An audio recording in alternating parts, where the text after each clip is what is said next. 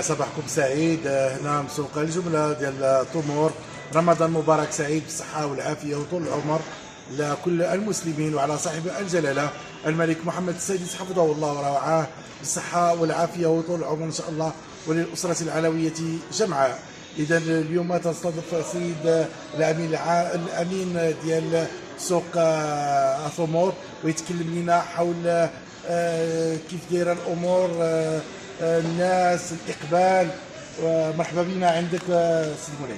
السلام عليكم ورحمه الله وبركاته. معكم عثمان الباتا رئيس جمعيه الكرم لسوق التمور والفواكه اليابسه بسوق الجمله بجزيره مراكش، ونائب رئيس الجمعيه الوطنيه مسوق التمور.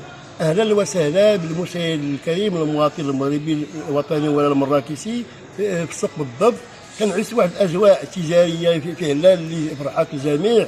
يعني يمكن نظر على التمور المحليه في الدرجه الاولى، نظر على بوفقوس راه اسمى لعبه في مستوى الجميع، المجال نفسه ولا جميع التمور باختصار.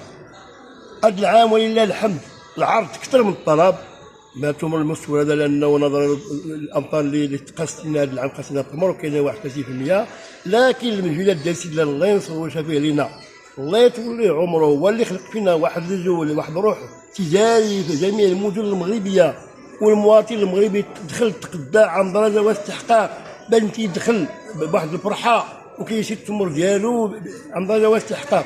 علاش؟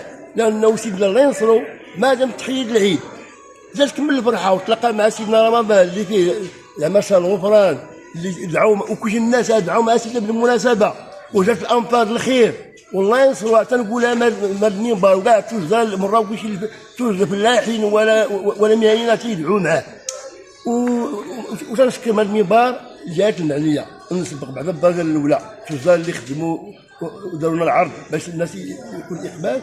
ونرجع للسيد الوالي ديالنا ديال تنظيف هكا مشكور هذا المنبر، وقف معنا وقف رجل واحد كرجل السلطه، والله يخلينا حتى هو ما عندي ما نقول، خدم معنا وتعاون معنا مزيان جميع الجهات، لا من جهه سوق التمر ولا سوق ديال الخضر والفواكه ولا جهه الرحبه ديالتنا، وعاوننا حنا كمهنيين الجمعيه جميع الجمعيات اللي في مراكش عطيناهم التمور باحسان. يعني كان على التجار ديالنا راه عطيناهم ما يكفي من واحد 7 طن ونص ديال التمر فرقناه، ماشي عندنا زعما كنفتخروا تنقولوا بانه حنا راه درنا واحد العمل زعما احساني جباري في مدينه مراكش، وعندنا واحد المارشي هنا ديال مراكش تنعيشوا واحد العرس تجاري اللي كيقيس جميع المواطنين كما كانوا تيدخل انسان كما باش كنت كيدخل كيتخدى عن درجه واستحقاق.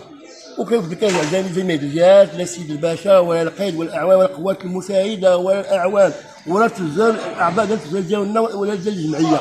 ديما حنا كنشكروا المشاهد المراكشي اللي دائما كيعيش واحد البهجه، زعما تيعيش معنا لا من ناحيه التمور لا الفاكهه لا الخضره. يعني هذا العام فرحنا بزاف، فرحنا ورفضنا في الاخر تيرجع سيدنا الله ينصرو اللي دائما هو الله يخلي لنا ويزيد مدده وينصر الاسره العلويه وينصر ولي العهد كاع الاسره العلويه باكملها، هو اللي فرح يزرع فينا واحد الفرحه. كما كنشوفوا مثلا الحوت، سيدنا هو اللي عطانا التعليمات ديالو، ونرجعوا لجميع المواد الاخرى ماشي غير الحوت.